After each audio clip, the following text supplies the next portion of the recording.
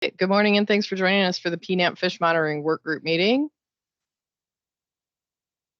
A couple of housekeeping tips before we get started. Please mute yourself by clicking on your little microphone on your Teams platform.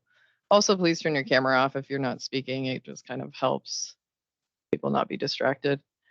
If you don't see the toolbar, try moving your mouse around a little and it should pop up on the bottom or the top of your screen, just kind of depending on how you're using the application. You should see a bar that looks something like what's on the screen. If you're using a phone, please use *6 to mute yourself. If you have questions or feedback, please use the chat function, or you can raise your hand and you'll have to physically unmute yourself. We can't do that. We are recording this meeting and it will be available on our YouTube channel next week. Now, if our task leads will turn their cameras on and introduce themselves, that would be really great. Or sorry, our core team. And Nancy, your camera's already on. I'm Nancy Leonard. I'm with Pacific State Marine Fishery Commission, and I oversee mainly the StreamNet program, the Code Wire Tag program, and the FINS Hatchery program. And I love the Fish Monitoring Work Group Task Group because they help me get a lot of input on what we need to improve and make progress more quickly this way. So thanks for joining us. I'm Russell Scranton with Bonneville Power Administration. I'm also a member of the Fish Monitoring Work Group core team. Casey, are you out there? Yeah, there you are. I'm here. I was having trouble getting my camera to turn on. It was really slow. So everything was a black screen for a while. Anyway, I'm Casey Bleasner. I work for ODFW in the East Region Fish Research Office out in La Grande in Eastern Oregon. Guess my primary duties are project analyst, data steward, and yeah, I am on here as a fish monitoring work group core team and on a couple of the groups as a task lead. Welcome, everybody. Thanks. Jen, did you want to introduce yourself or are you being shy today? Hi, folks. This is Jen Bayer. I'm also part of the core team, but not as much as others. So it's in the shadows here. Glad to see this meeting come together. Thanks, Meg. And I'd like to mention Marika Dobos of IDFG is also on our core team, but she is in another meeting today, so we're missing her.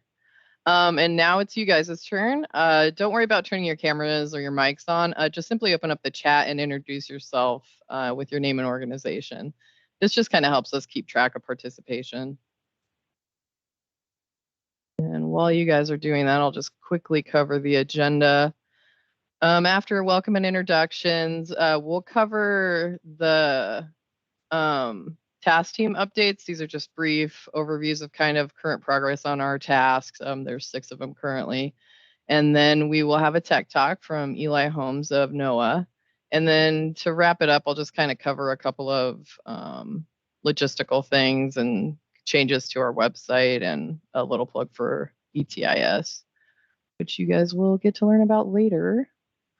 Today we'll be updating these 6 tasks. Currently a new one, data display implementation. So there's that just kind of happens. So there's a couple of moving parts still that need to come together with that, but Nancy will update you on that. And next I would like to hand this over to Russ to give up some updates on some of our tasks. Thanks, Meg. For the carrying capacity work group standards, we are carrying capacity standards work group. Myself, Morgan Bond, and Tim Copeland are the main leads. We did have our first large work group meeting or task team initial meeting in November. And since then, we have gone back and have been working on some initial draft scope and products and basically to confirm the general approach and scope that was discussed. Our next meeting, we are going to be probably sitting for May or June, which is still to be determined. We have some presentations lined up on limitations of carrying capacity products, QA/QC processes, information needs for carrying capacity product development. Kevin C. and with WWW will be presenting some of his information and process from the QRF product.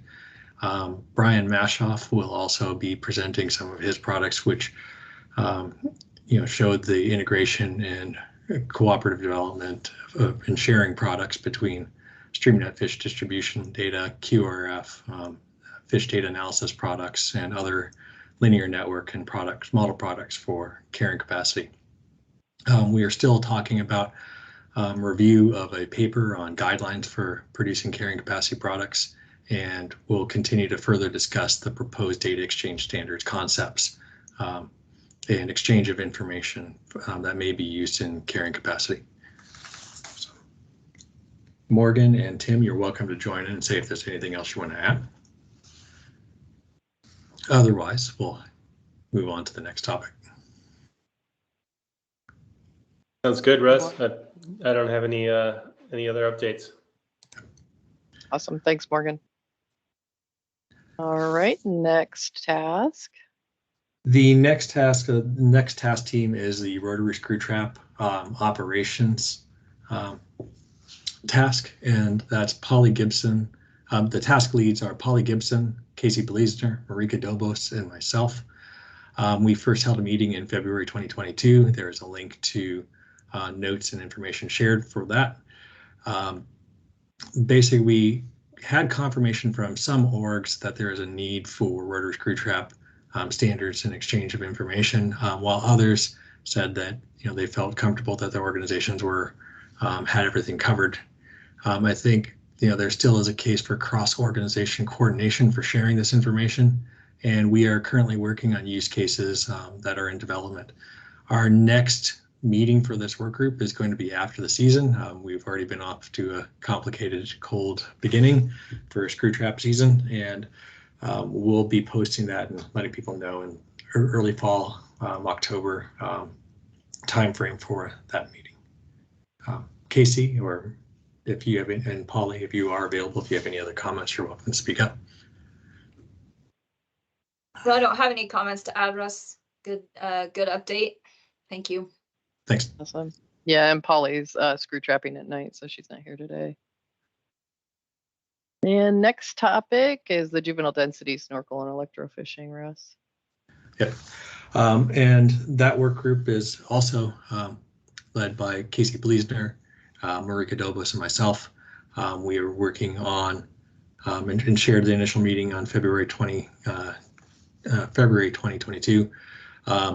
We shared some initial concepts of information exchanges, in particular sites, other information. We noted that there's a lot more interest in this topic since there isn't any region-wide database to access this information. There isn't a standard exchange for StreamNet or any other location.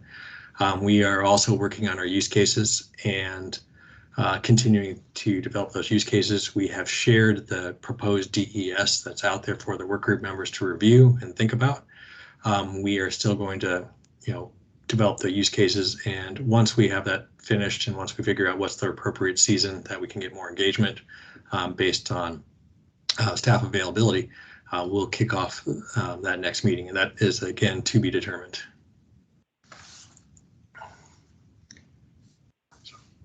Excellent. Thanks, Russ. And next up, we have the MAFAC and NPCC SPI, and Laura Erickson is going to talk about that. Yes, thank you, Meg. You're all right? You're pretty quiet, Laura. Can you hear me better? A little you bit better. really It's are still quiet. pretty quiet. Move Yeah. your mic. That's not the usual. Yeah, I'm not sure if it's going Yay. through my. Okay, that's pro. Yeah, there you go. That's better. Okay. Okay, good. Well, good morning, everyone. Yes, I am talking about the purpose or the task that we had, Chris and I had, which was using the existing catfish HLIs to inform adult abundance estimates for the groups identified by MAFAC and incorporated in the Council's 2020 addendum. So for the initial task, we have completed this, which we have provided the following information about the population estimates that may be included in each rolled up MAFAC stock NOSA value. which includes the number of populations included within a stock that contain a whole population NOSA estimate.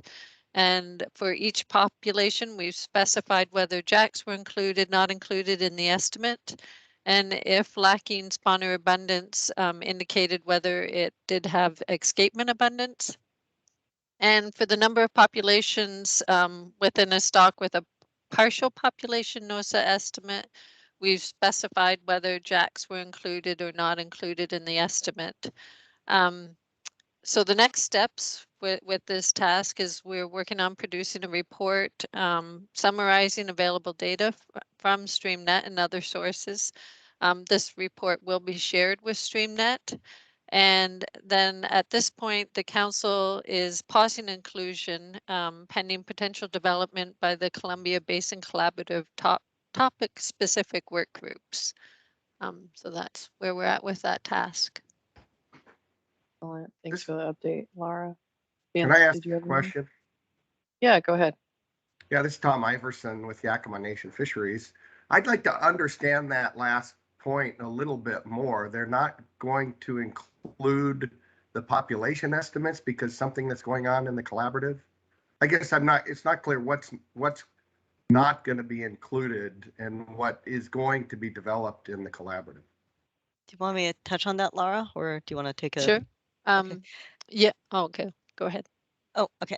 So basically what we did through this task group, and I was behind the scenes, is we started off by just developing the draft document to figure out what was the available data out there, and it's still draft because it hasn't been vetted by the managers. And once the council staff saw where we were at in terms of assessing the availability of data in StreamNet versus other sources, council staff decided that they needed to wait and digest that initial draft before engaging the managers. And they have been also seeing what was going on with the Columbia Basin Collaborative, and at the last meeting, or last two meetings of the basin, they started mentioning topic-specific work groups that may be developed, which would bring managers together. And so they decided, the staff that we were talking with decided that this particular task group should pause and not initiate engagement with the broader managers at this point and wait and see what might be taken care of through the collaborative process. Does that help, Tom? Well, yeah, it doesn't make any sense, but it does help. You'll explain have your to. thinking. Yeah, Thank that's you. all we were told. Yeah. I would encourage you to Yeah, reach I out will. to Chris and Leslie for more input, since I haven't been really tracking well, Laura and I have not been engaged in the Basin Collaborative too much. I don't really know more. Are we going to get to see StreamNet's report, or is what you're saying is they're holding off on The draft sharing one. that? We will be sharing the draft report that has not been vetted by our managers with the StreamNet steering committee and executive committee, just so that we can loop them in as to how far we got before the pause kicked in. Okay, thank you. Yep. Anything Excellent. else, Laura? Good questions, Tom. Yeah. No, that sounds great. Thank you. Okay. Excellent. Thanks, guys. Good question, Tom. And next up is the fish population names and GIS boundaries. Evan was going to present this if he was able to make it today. Evan, are you out there? I sure am. How's everybody doing? Awesome. Great. Cool. So the population definitions and creation, Van Hare and I have been working on that. We've been going through a proposal for both method to create and attribute the polygons.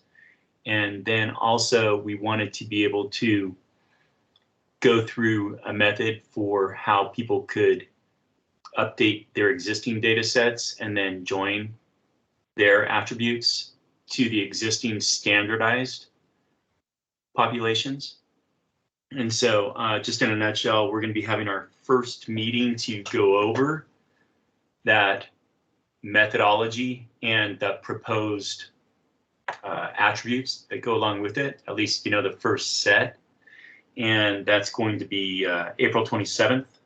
And so far we've targeted both federal organizations, states, and tribes, and so that we can get lots of experience from, for instance, the Chinook, the anadromous populations, as well as Fish and Wildlife Service experience with their bull trout, core areas, key watersheds, etc. So after that, we'll proceed with input from everybody in that group, and then move forward with a straw man, which incorporates the existing attributes in the populations tables and any other attributes necessary to create something that works for both anadromous and resident fishes, and then something that's also flexible enough that folks can also join their data to it and use it for their own purposes. Van, are you out there? I don't think Van was going to be able to make it. Anybody else have any questions? Yeah, Russ, go ahead. Just a comment or just a piece on the boundary side. I talked briefly with Van Hare since the announcement has gone out, and we've had a little bit of discussion on how to, in most places, provide a population polygon for where the spawning and rearing occurs, consistent with NOAA's population boundaries. But as a species range component, we're also trying to discuss or look at ways to document the migration corridors, even potentially ocean use as a component. So, we don't want to, looking at Huck 6s and putting that on the migration corridors of the Columbia is complicated. There's other ways to do it. So I think it's a great forum to discuss that, where people can use it. For BPA, we have definitely interest in focal species range for validation of our contract focal species. And monitoring resources, our contracting tools. It's good to be able to document and see if people are doing work in the main stem Columbia, which species that work can attach to or link to. So I really look forward to this product and discussion. So thanks. Cool. Excellent. Thanks, Russ. Anyone else? And just so you guys know too, Amy's dropping links in the chat to the task group pages, and also there's a link to this event page, which has information on how to join the meeting. Or if you want to be part of this particular task, just shoot me an email and I can add you to the list for next week. All right, and next up is the new data display implementation task. Data display 2. Data display 2. I know, I can't. It's implementation. So the last time, well, the first and last time, the data display team was initiated with Tom Iverson, myself, and Greg Wilkie leading it. The group came up with some really great recommendations to improve how we convey information on the catfish HLI query, the one where we see the high-level indicators for salmon, steelhead. And we're going to be coming back and bringing back this group, maybe a bit more, brought in a bit of the participant, if we can, a little bit, to get some specific input on how we go about implementing 2 of the data display recommendations that were approved by the executive committee, along with the others that we've already addressed. The 2 that we want to bring back to the group for further input focuses how we can display the content for data availability for populations that don't have data in the catfish HLIs at this point in time. We had a consultant behind the scenes help us do a quick check of where some of the data may reside or who has ownership of the monitoring work that is gathering data for other populations and stocks that we don't have HLIs in our system. So we've taken a first draft at putting together that Excel spreadsheet that says, okay, for the populations that aren't in our system outside the Columbia River Basin, but limited mainly to Idaho, Washington, and Oregon, is there any monitoring going on? Is there data available? And if yes, what agency and tribe should we direct people to contact to get that content, that information? So for this group, we would share that spreadsheet, try and get input on, is any corrections we need to make. We've come up with some standard text to reflect the data availability and who to contact to get access to learn more about those data. So we would show you that standardized text and get your input on how that's being displayed, and then show a mock-up on how we're anticipating to display that content. So we bring back the group to get input on that aspect before we fully implement it in the Catfish HLI.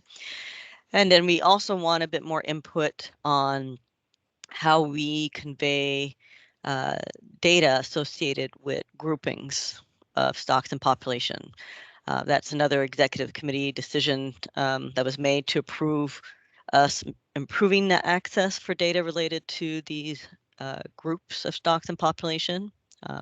They approved the idea that the recommendation that came out of the first data display group, but we want to have a bit more input from the data display group to show you how we're going to be showing the superpopulation HLIs that we have in our system and how we define that superpopulation grouping, which is pretty much the stocks that are monitored as a group that inform those HLIs, and then also how we will display the available data that's associated with MAFAC groupings. We're not going to be able to figure out how to roll up those data because that part of the effort is on pause from the other task group that Laura presented on, but we do have data in our system related to those MAFAC stocks. So how can we start that step of organizing those data to align with those polygons so it's easier for people to find them?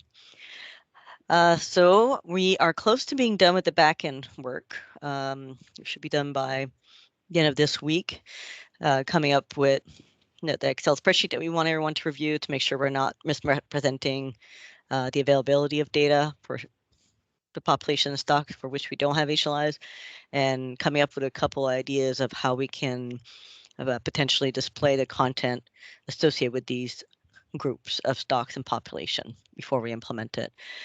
If everything goes as planned, you should see a doodle going out before the end of April to set a date for May. The intent of this is that we would maybe get together as 1 or 2 meetings with the group so that we can have it implemented, these last 2 recommendations implemented in the Catfish HLI query before we have our StreamNet Executive Committee meeting and Steering Committee meeting this fall. And I think I have one more slide, right? That just gives them a quick update. Yep. So just to give you a quick update, we have implemented some of the other recommendations that came out of the data display. Some of it were the cleanup, like removing the TRT, the non-TRT portion associated with name. That's been done on both of our queries that pull from the same data system, the Catfish HLI mapping query and the tabular query. When it came to addressing the recommendation to provide a bit more filters to allow more flexibility to locate content, we haven't done it in the map query. It was going to become a bit too cumbersome, but we did do it in the tabular version of the query. So if you haven't tried that out, go ahead and give it a try before we meet again as a group for the data display group. And as you can see down below, we need that input to help us finalize implementing how we display data availability for those other stocks and population, and how we go about displaying on the map the groupings of stocks and their associated data. So stay tuned and don't spam us when you get that doodle call, and we hope that we can expand a group and get a lot of input from the salmon steelhead managers and data stewards out there to make sure we get it right for those 2 remaining recommendations we will be implementing. Any questions?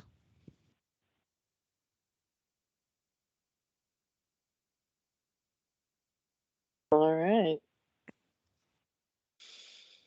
Also, if you guys come up with stuff later, feel free to contact Laura or Nancy, and they can answer some questions offline. All right. Next up, thanks for the updates, everybody. I have the honor of introducing Eli Holmes and Mari Williams. Eli is a fisheries statistician with Northwest Fisheries Science Center with NOAA Fisheries, and has been involved with status and risk assessments for Pacific Northwest threatened and endangered salmonids since the late 1990s. She's also worked on assessments and listing decisions for a variety of other PNW fish and marine mammal species. Her statistical specialty is analysis of noisy multi-state or multi-population fisheries data sets using spatiotemporal state space models. She was responsible for the common status metrics used in the 2015 and 2020 NWFSC Pacific Northwest Salmonid Viability reports.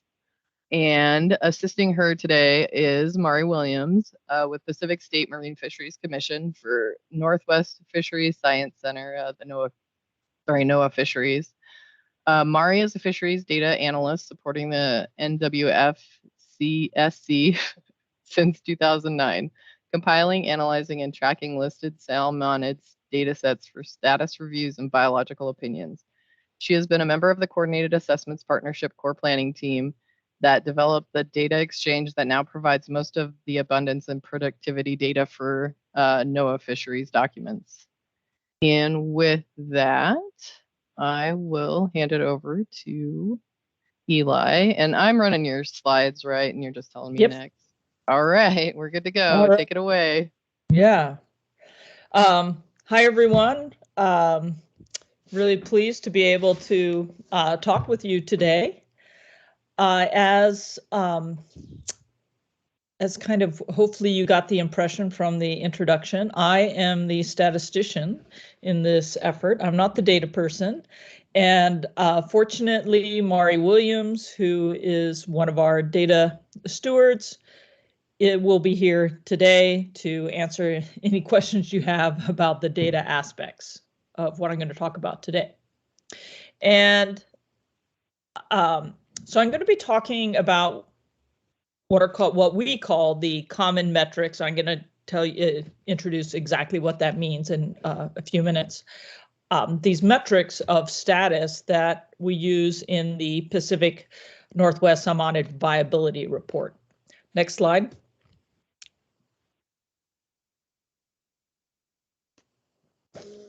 Oh, I forgot to mention, just so you know, I'm on an internet that sometimes will drop out at times during my talk. So just say something, Megan, if I need to repeat myself. All right. So what is the viability report? So let's start on the right here. So for species that are endangered or threatened, we are required, or the government, the NOAA Fisheries, which is responsible for managing them, is required to produce a 5-year status report. And it is the Western Regional Office that is responsible for preparing that report. In order to support them in developing that report, the Northwest Fisheries Science Center, so in the science wing, we produce this viability assessment. So we, as you'll see, assemble all the data, and then we write chapters for each ESU, talking about each population data, etc. And then that report is what the Western Regional Office, that is the science that will help inform this 5-year status review they prepare. So that's kind of how this viability report that I'm going to talk about fits into the bigger picture. The viability report was recently released, and there's the link there. Okay, next slide. All right, so what are these common metrics? So these, we developed these in 2015 in response to a problem that we had, in that some ESUs had really rich data, really complete data going back to sometimes the 1940s. They're really good age data and great fraction wild data. They have like juvenile data, all kinds of data. And then other other ESUs or DPSs, they had spots. Maybe they had big gaps, so missing years. They don't have, certainly don't have any age structure data for the returning spawners. So very limited data. And we wanted to develop some metrics of something that we could calculate for all the ESUs, DPSs, and all the populations, so that we could have at least one thing that we could compare across all populations, and also across years. So like we also had the problem where like we might have really good data in recent years. So for example, we might have age structure data in recent years, but we don't have it in the 1990s or something like that. So we wanted to have these metrics that use data that we would tend to have across all populations. And I want to emphasize that the common metrics are not the only status metrics used. So each chapter, or each section on a ESU or DPS, it has its own section, and the full data available will be discussed in that chapter. However, I will say that the common metrics have been very useful to the regional office, because we also produce a kind of report. Well, it's actually just an Excel sheet that has all the metrics, common metrics for all the populations on it all together, and like having it all assembled one thing, and they can sort of compare apples to apples, has been helpful for them. So I just wanted to mention that, because you're about to see that a very restricted type of data is going into these common metrics. And if you're out there collecting all sorts of really great data, you may feel like, hey, where's all this age structure data going? So that goes someplace else in the chapters that for populations that have that kind of data. All right, next slide. All right, so a little bit of a high-level view of how the data flows in the different steps in the production of the viability report.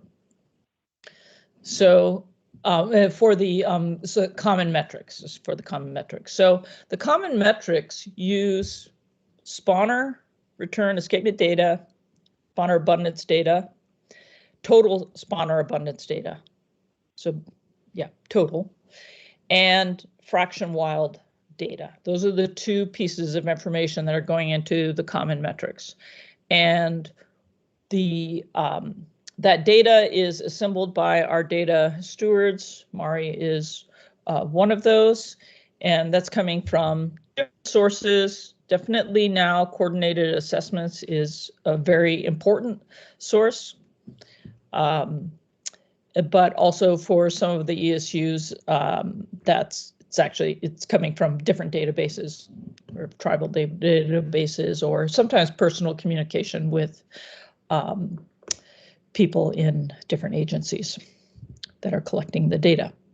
All right, so then all that comes into this spawner fraction wild data, and we put that data.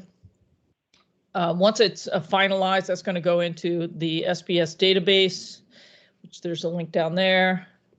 And then for my purpose, as the statistician, I need to get this data into a form that I can start doing statistical analyses on it. And so the SPS data is then going into an R package. It's just sort of a package that has the data in the what we call analysis ready data. So it's all done its cleaning and getting into a form that it can then go into the statistical models. So that's that data, and then it flows into the next piece, which is the package that's going to do the actual analyses, which I'm going to talk about.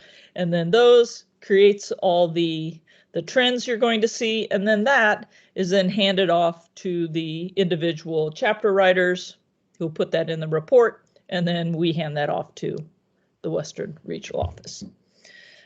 Okay, next slide. So I'm going to talk about the common metrics. These are being produced by that tool, NWC Trends. It's open to use, and some other groups have also used it to develop their sets of common metrics also.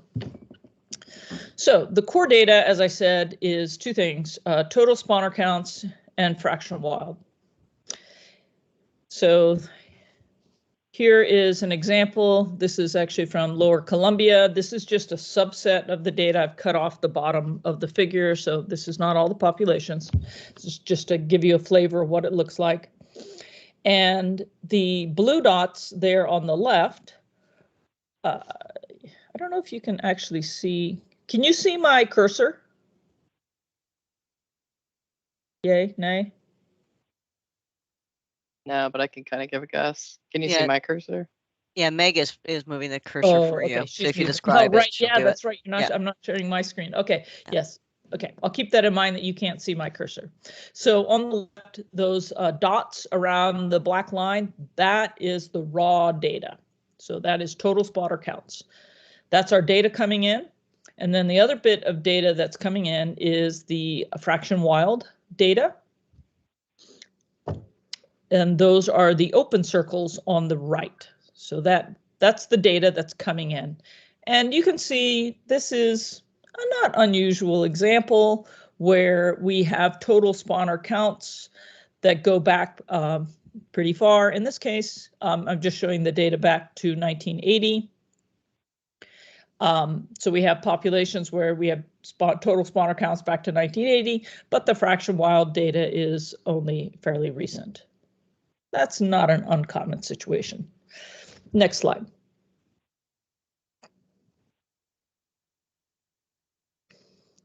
So our objective is to compute this metric, a common metric, and we wanted to design the metric to be fairly familiar. And a metric that had been used a lot is the 5-year geometric mean spawners. And that is just you multiply the spawner counts, 5 of them together, and then you raise that to the 1/5 power. That's all that the geometric mean is, just it's a type of average. That was really common, so we wanted to stick with something that would be familiar and could be compared with status reports in, way back when. However, we need to address some problems in the data. So there are a bunch of problems that we needed to deal with. Zeros. So when you have a 0, your geometric mean is 0, even though they're made. I mean, that's an error. It's not an error, but that's what you observe. But it doesn't mean that there were 0 actual spawners on the spawning ground. Data sets are different lengths in different populations. We have outlier years, like a real big boom. That can definitely affect your geometric mean. There's lots of noise, just sort of variability from year to year that just, that can be sampling or just real variability. We have missing years. So we had a lot of different problems that we wanted to try to deal with. And on the fraction wild, we have some of those same problems. But really, mainly it was with the spawner count data. All right, so I want to talk a little bit about kind of these different problems. Next slide. And I think this is going to have animation. I think you'll have to click. Yeah, so I already mentioned what zeros do. Makes your geometric mean go to 0, which is not true reflection. Next one, click. These outlier years, so that can really overinflate your geometric mean. Click. The noise, that just adds more variability in your geometric means. Click. And missing years, so that can lead to again, it's adding a lot more variability in your geometric mean, and it is even more influenced by years that are really high or really low. Okay, next slide. Oh, and different links. So yeah, more information for some populations than for others. All right, so the strategy that we took was to estimate a smoothed or interpolated line through the spawner count data. And we also wanted to do the same thing for the fraction wild. Definitely for the fraction wild, just given the way that that's calculated, there's a lot of variability that comes into that is not real variability. It's just a sampling variability. The nature of estimating fractions is going to introduce that. I mean, it can be real, of course, but there's, on top of that, there's a lot of sampling variability in fractions.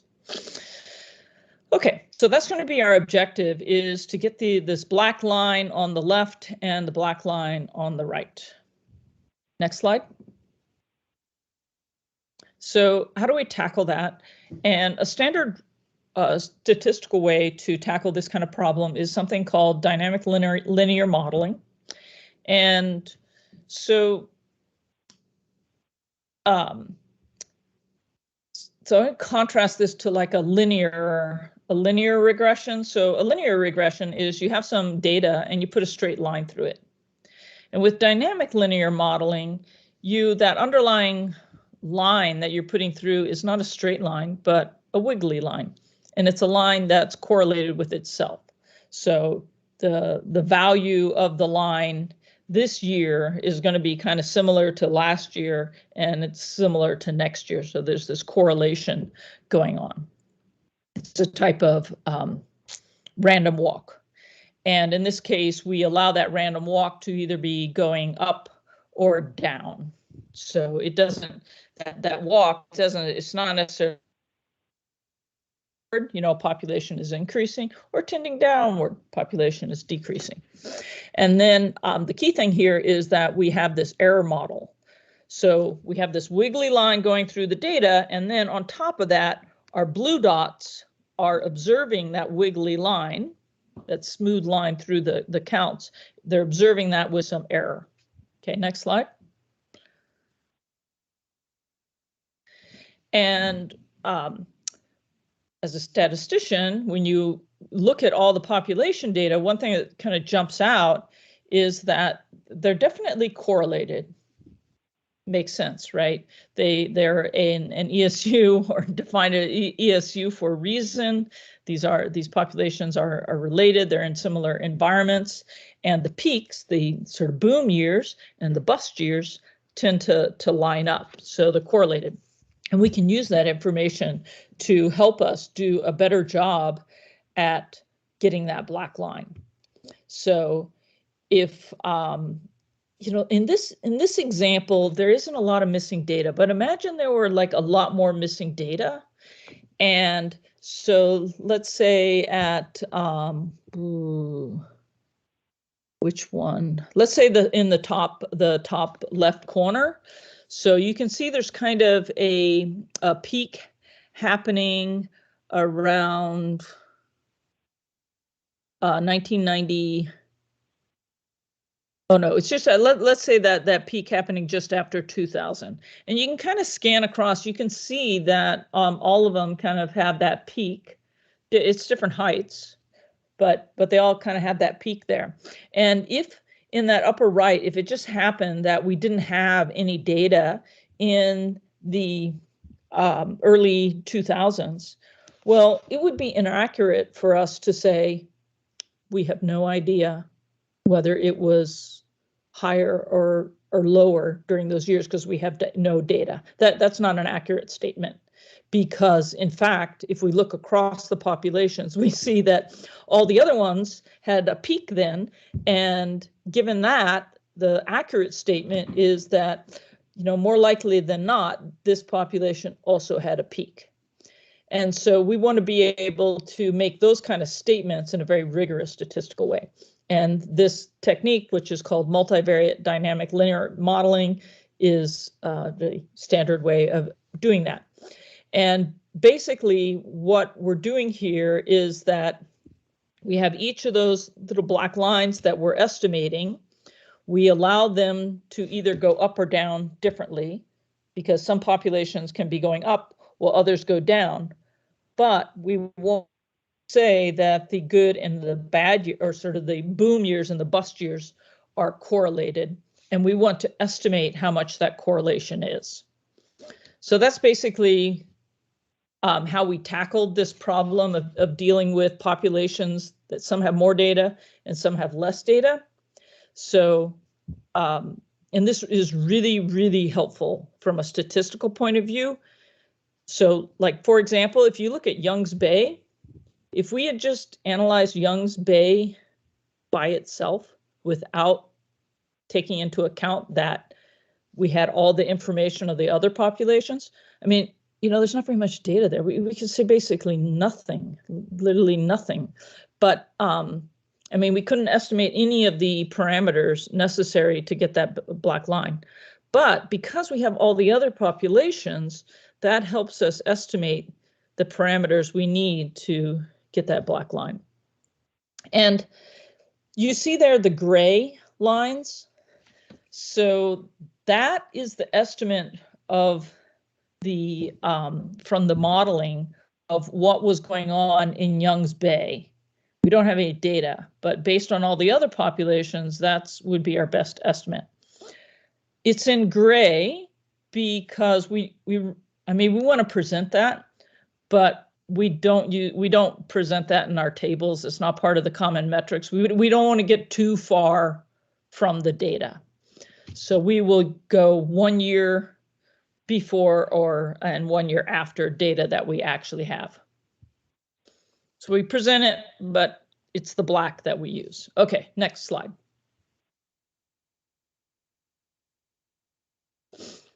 Fraction wild is similar, except that in this case, we're not using any sharing of information across populations. Really didn't think that the nature of fraction wild data, didn't think they should be correlated across populations. So for those, we're just basically kind of getting a smooth line through that. We're still using these kind of dynamic linear models, but we're not using that thing where we're using information across populations. And the purpose of this is just to deal with some of the variability that happens in the fraction wild data. Next slide. All right, so where does this go? There are basically 4 main metrics that we're computing. One is 15-year trends. So that is, we compute those black lines, smooth lines, and then put a linear regression through 15 years of the data and present that. So that's kind of the status, what on average happened the last 15 years. And if we have a lot of data, also the prior 15 years. The next key one is the 5-year geometric mean. And in the viability report, they presented the raw geometric mean. So they didn't use the smoothed values, but I, as a statistician, also produced the smooth ones. So if you look at the viability report, you're going to see a lot of gaps. That means years where we don't have data. But if you were to look at the smooth geometric means, it fills in those gaps. And then presenting the average fraction wild. And then we have a productivity metric, which is wild spawners divided by total spawners 3 to 4 years prior. And that's using that, that smoothed estimate, that black line you saw. Okay, next slide. Here's an example of the metrics presented in the viability report. So this is just the top of a table of the 5-year geometric mean. As I said, in this case, it's raw. So you see those lines there. That's where there wasn't data. If they had reported the smooth ones, that would fill in some of those. But that's kind of data that's produced. When you see it in parentheses, that means that there is no fraction wild information. There's only total spawners information. And if you see down below the little inset figure, you see a number outside of the parentheses. That is a case where there was fraction wild information. And then this can also be summarized in one figure. So this table is quite large because there's a lot of populations, but you could summarize this. And that inset figure is showing the summary. And what it's showing is percent change in the geometric mean between different 5-year periods. So if we look at the far right here, that's comparing 2015 to 19 to 2010 to 14. And you can see it was kind of split between populations that went down and populations that went up. Okay, next slide. The second metric, as I said, is these 15-year trends being computed from that smooth line. And this is an example. So in this case, actually, it's interesting. There's many populations, but in that chapter, only information for 3 populations is shown. And the reason for that is we only show this 15-year trend if there's fraction wild data towards the beginning of the time period. So in this case, there are only 3 populations that had fraction wild data in the early 2000s. So they're the only ones that appear in this table. Next slide. I think I'm just about done here. Okay, last slide. So here I just want to mention some of the data issues. And this is something that I'll be thinking about and discussing with folks as we begin preparing for the next viability report. It's going to come up in 3 years. So the fraction wild data is problematic. There's generally no information that I'm given. I've seen, or, we've talked about it too. There's just no information about how the fraction wild was estimated. Like what's the sample size? How confident are we in this data? That's not so bad. Statisticians can deal with not knowing the error in data. That's what we're trained to do, especially if we have time series data. We can figure out what the error is just from the data. But there's clearly a lot of situations where the fraction wild data are not an estimate from actual data, like people going out and looking at the fish. For example, here's a really common example. Like I'll get data that's like, it says the fraction wild is 0.2 exactly for 10 years straight.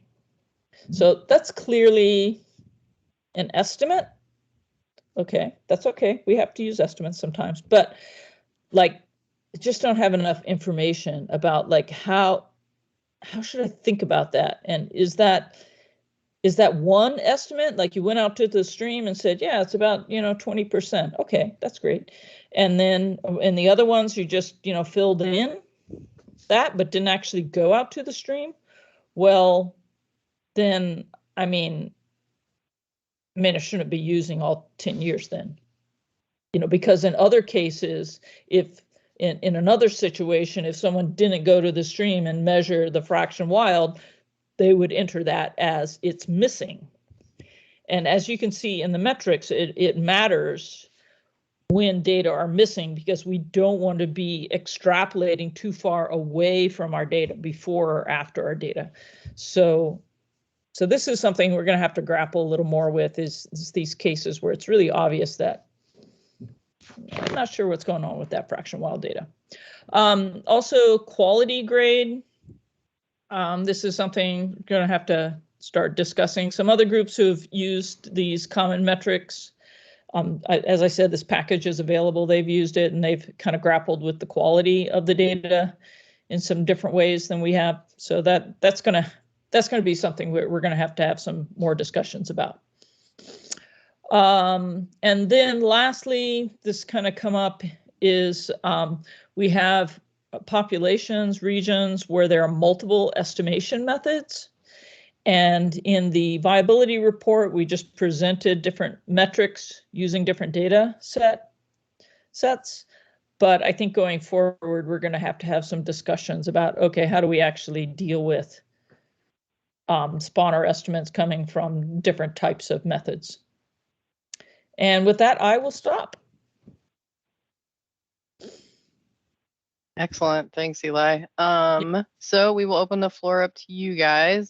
Feel free to raise your hand and unmute, or you can type a question in the chat. Just kind of let you guys get going. All right, Russ, go ahead. Thank you very much for presenting your information. I think it's really great to see. We've at BPA, we've been doing a lot with the imputed information for geometric means as well, filling in the gaps using coordinated assessments data to show the status of the species and looking at the trends. I think that information is really important to share, and I didn't know if that is available at the SBS database or can be published. My thoughts are primarily for, if I look at the council's goals and objectives process, when we share coordinated assessments data, when it's presented to the council representatives or BPA executives or anybody else, having that geometric mean value is very important because we don't want people to look at individual years. So I was just wondering if there is a way to share it, if it is accessible, or if it might be a good thought for us to, share different entities or regions products for that value on the coordinated assessments as a new indicator value or an exchange value. Just thought I opened that up. Yeah. Well, I can say on our end, these products that first off, I mean, there's the SPS database, which is in the viability report. And then, as I said, I have this R package that is reading in that data and creating this sort of quote unquote analysis ready data, which means that it's ready to go into, you can just sort of pull that data right in and load that up as an R package and use it to compute your, say, geometric means, however you want. And how I use it is I'm pulling it into this NWC trends package, which is doing this multivariate dynamic linear modeling. So those are all public. I realized I did not push up the 2020 update on that VR data. I'll put that, I meant to do that this morning before I got on the call. So if you go on to that VR data link, you're going to see the 2015 data. So I am, I'll get that updated today. So if you go on there, you see the 2020 data. And what you see there also, you can kind of discuss kind of background on the data. You'll see, you'll come to a web page and you can kind of drill down and see a lot of information about the data and see plots and everything. And then NWC trends will take that and compute the trends. Now, the VR data, that one, I would say that's like pretty much kind of beginner level. If you use R, someone who uses R, you can sort of jump right in there and use it. NWC trends, that's more going to be your statisticians who'd be using that. There's a little more work involved, but it's there. And then in terms of these like geometric means, that is the next thing that I'm working on. And so because we've had that same request. And as I said, I produced this product, which is, it's basically a file, but it's exactly what you're asking about, having all those geometric means there, that different data. And my project that I'm working on right now is creating another, like, it's just a dashboard that shows that. And so you can either download that Excel file, download the, whatever format you want to download that information.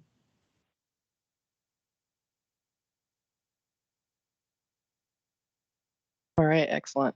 Good question, Russ. Anyone out there, feel free to type in the chat or go ahead, Ryan. Yes, thanks, Megan, and thanks Eli for presenting this. This is yeah, super great information. I guess the question I have is kind of twofold. One was, did you give any thought about kind of putting like a drift parameter in your model instead of using like the 15-year like trend approach? And then on top of that, I guess the second part of that question is, why did you settle on 15 years? I mean, obviously, as you anchor those on different time frames, we can get different trends coming out. Yeah, that drift parameter, that's kind of interesting because that I laugh because that's what my whole research is about, is estimating that drift parameter, which is in the model. When I was talking about the trends, populations tend to go up, they tend to go down. That parameter there that I was talking about is what's called the drift parameter. And my area specialty is estimating that and putting proper bounds of uncertainty on that. And that's not what we use in the viability report. And the reason is that we found that presenting that drift and the bounds around that, it's really hard to explain that to people. Really hard for people to wrap their heads around that. And the actual, like if you do a linear regression and that trend, that's going to be pretty similar to the point estimate of that drift parameter. And it's doing that linear regression is similar to what's been done in the past. And as I said, it's much, much easier to explain. So the value in presenting the drift parameter is just, yeah, in terms of communication of the results, it did not kind of, it didn't seem worth it. It seemed to hinder us instead of help us. Why 15 years? That again is somewhere, back in the history of these viability reports. We're trying to continue metrics that have been used in the past. Also, this comes out of discussions with the Western Regional Office, asking them, what timeframes do you need? So that's where those discussions are coming from. Not from a statistical side, but from kind of policy side. Excellent. Awesome. Great questions, Ryan. Any other comments or thoughts? You guys can still see my screen, and it's on Eli's last kind of data issues slide. Do you guys have any comments for Eli on any issues? Like, are you guys are boots on the ground? Are you encountering the same sort of issues? Do you guys have any feelings on that slide?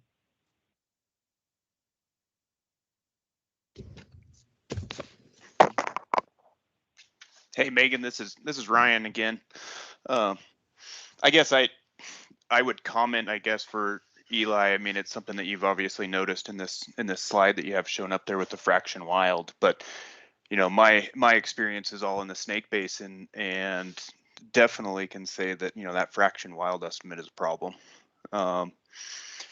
We have a number of locations, and particularly in the Middle Fork, where it's just assumed that there's no hatchery fish, when there is evidence that there are hatchery fish in small numbers and really small fractions out there, but they are there. So yeah, that was one thing that I've seen in the latest report, that totally agree that that's something that should be done.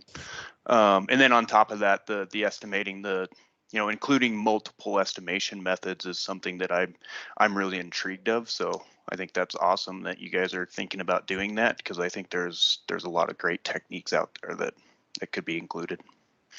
So thanks. Yep. In terms of like this is kind of related to the fraction wild data. I think that like any information about like how, where this estimate came from, in the folks who are, I mean, I don't look at the raw data coming from coordinated assessments. But I'll just say in general, like having that notes column on about the data, and like I'll have these conversations with data compilers.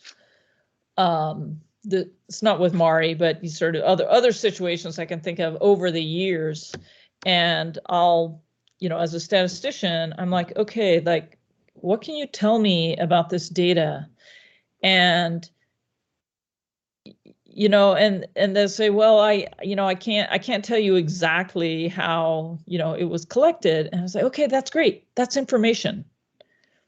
Like if I see a blank there, I don't know, is that a blank because you didn't enter it?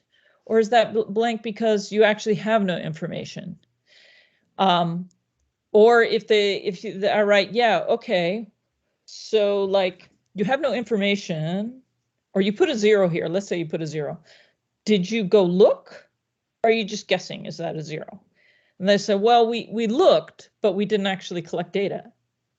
It's like, well, no, that's really important information. You actually went there and you looked. Like maybe you didn't do like a formal study, but it's not just sort of copy and paste on the Excel thing. And so I think that people, sometimes feel like the information, when they add notes about data, they feel like, oh, it has to be like super formal, and anything that's not like super formal is not useful. And that's not true.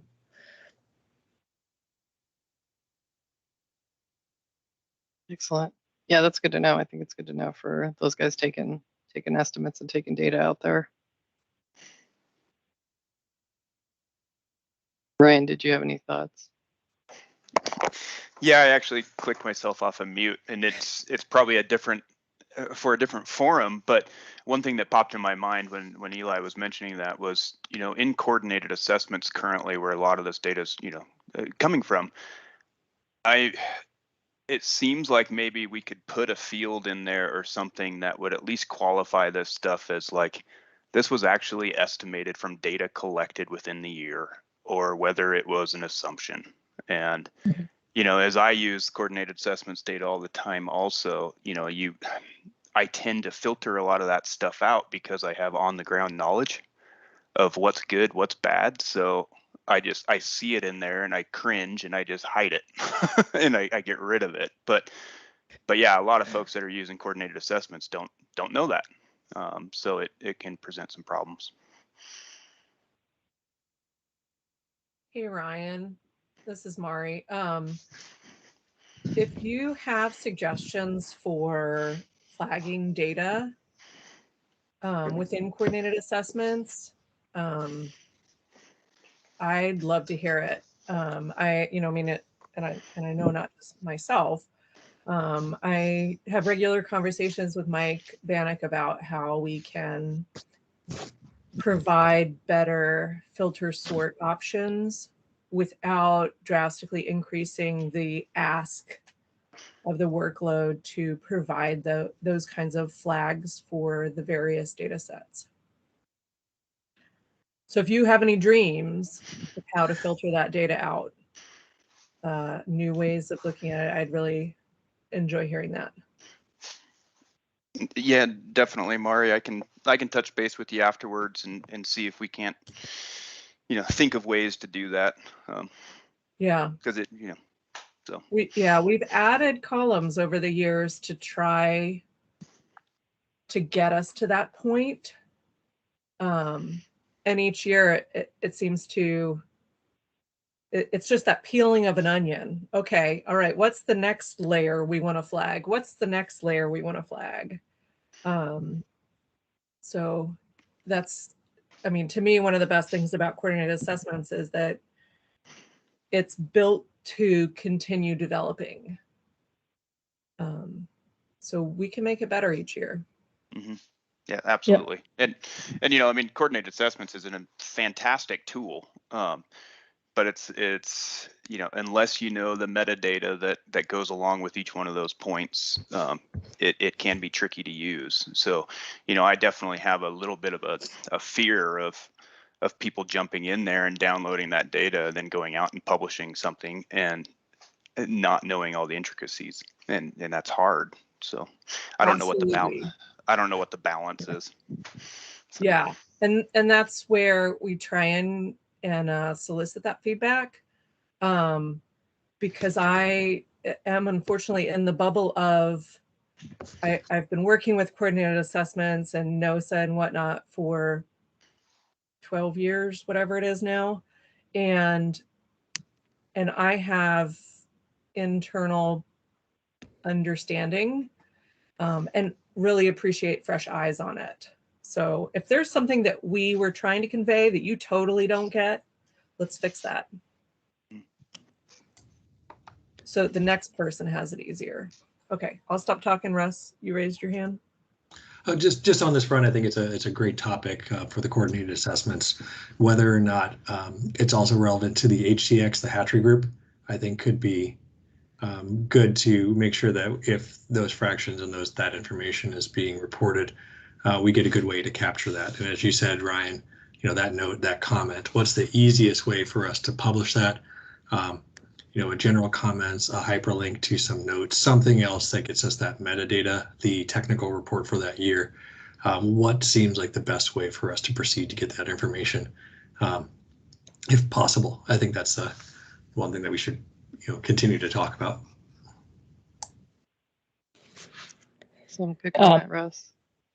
Yeah, I was just going to, you know, really, you know, emphasize like the importance of having some kind of quality grade column, and that having something like that where like multiple, like a team is involved in setting those grades, because, you know, you don't want to get in the situation where like, you know, you have different ideas of what's a grade, you know, A and what's a grade C. So that's one thing that's just like super that. And also like keep in mind, you know, you want this data to be useful in 10 years, in 20 years. And the people who are on the ground now who have some knowledge about whether or not those data are sketchy are going to be gone in 20 years. And that knowledge about the data is going to be lost. Absolutely, that's very true, Eli. A couple of years ago, I ended up working with Joseph Feldhaus. I saw him on here earlier, in trying to track down age data that was on a finer scale. How many samples went into the age data that is averaged for a single year? And he dug through boxes that the agency had slated for tossing and went through and digitized a lot of the raw data that has gone into all these data sets that we use at a federal level that we don't have the raw data for, and almost lost it. But that was to help inform a Bayesian model by Eric Buell. And so we have, with the fish monitoring work group, one of the segments is intending to generate an age data DES so that we can better capture some of those finer level data points and provide the actual raw data counts, at least, for the age data. And it sounds like perhaps we should consider at least doing a sample number column for the hatchery fraction on the spawning grounds to be able to give some of that gut check, versus, because that's going to be then more informative than if we just do, did you actually sample, yes or no? So if you have the number, Well, there's a big difference between looking at 2 fish and getting a 50% hatchery fraction and looking at 200 fish and getting a 2% hatchery fraction. So all good thoughts, Eli. We're just going to keep grinding away at coordinated assessments. Right, and Jen mentioned that this information is great. It'll help improve the user interface and metadata and CAX. And Nancy feels like these are definitely discussions for the 2023 CAP workshop to help further improve the use of this data. Anyone else have any comments? There's nothing in the chat. Hey Meg, this is Casey. I just, Casey. Eli, thank you so much for presenting and talking about the data. I do a lot of the providing of data for coordinated assessments and wrapping it up. And sometimes we're not always, we don't always know kind of what happens in that middle part with the statistician. And so I was, really grateful for having you come and kind of give us this view and provide the, some of the statistical methods that you're using. And then as far as on this last page, this data issues, I keep track of a lot of this stuff in comments fields. And so I look forward to further discussion about how I can make those comment fields that say things like fraction data, fraction wild is a 5-year average, like how, making that more accessible to you in a way that, or Brian Kinzer or whoever is using that coordinate assessments data that makes it more qualified for you guys. So great ideas, Mari and Jen and Ryan and Nancy. I look forward to those further conversations. Excellent. Awesome. Thanks, Casey. All right. I think that was a really good discussion. If nobody else has any comments, we'll let Mari and Eli off the hook there for a little bit. All right, guys, we'll move this forward and kind of do some wrap up. Okay. All right, you guys should be able to see my screen. Thanks again to Eli and Mari. That was a great presentation. Before I wrap up, I would like to mention a few things. Oh yeah, thanks, Eli. Email is no longer going to come from our listserv. It's going to come from me directly, and your addresses are going to be blind copied, so you won't really see who's on the list. But we're no longer using the listserv via USGS. Also, we've changed some of the ways we're sharing the fish monitoring workgroup information to provide more accessibility and transparency. The Microsoft team is now primarily a collaboration space for draft documents and information. Some of our participants struggled to access information on the site due to organizational firewalls.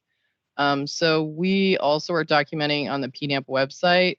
To the right, you can see a screenshot of the current fish monitoring workgroup project page. This contains a list of current and completed tasks and links to each task project page.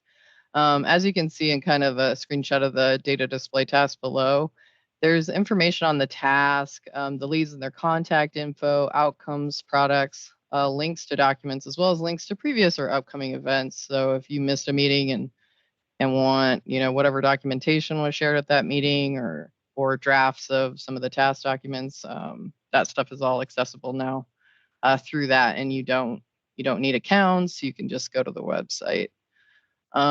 Please note that these are updated as the tasks evolve, and some are still in draft until being vetted by the task team members or management committees.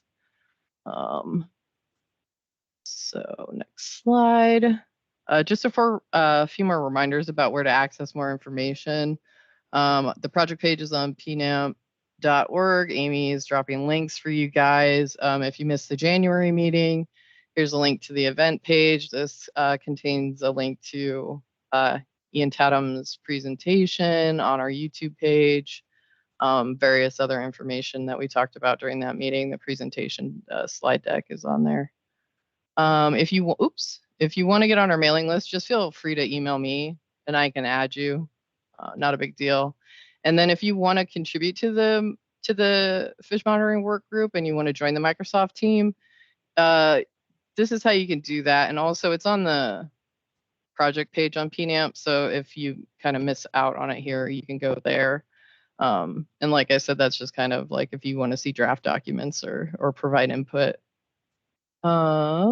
Next up, I will hand this over to Amy Pulls of USGS PNAMP to give a little highlight on the Emerging Technologies Information Sessions.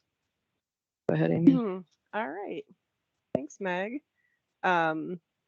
So for anyone who doesn't know me, I'm Amy Pulls and I work for the USGS PNAMP. And I just wanted to quickly share an announcement about an upcoming event that I think many of you will be interested in, the Emerging Technologies Information Sessions happening November 14th through 16th in Hood River, Oregon.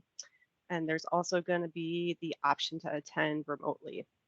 So the conference is focused on emerging technologies for aquatic monitoring. The call for abstracts is open through the end of the month. And we are still looking for presentations from folks using new technologies to collect, manage, and visualize data. The slide has a list of themes that we're interested in, but not limited to. So if you have relevant work that you're excited to share, we encourage you to submit an abstract. And I've dropped a couple of links into the chat so you can learn more. Thanks, Meg. Awesome. Thanks, Amy. All right. And to close out for today, I would like to give a big thank you to Eli Holmes and Mari Williams. We really appreciated you guys coming in today and kind of giving everybody into a peek into NOAA's black box, as you could say. I would also like to thank the Fish Monitoring Work Group core team, Nancy Leonard, Casey Bleasner, Marika Dobos, Russell Scranton, and Jen Bayer. And thank you guys for joining us and participating. We appreciate you taking time out of your lives to help coordinate these activities and develop products to help managers and biologists throughout the region. Our next meeting won't be until October. We kind of try to give everybody a field season break. So if you have any input, feel free to contact me. I will send out meeting summary and follow up with links and presentation stuff in probably a little less than a week.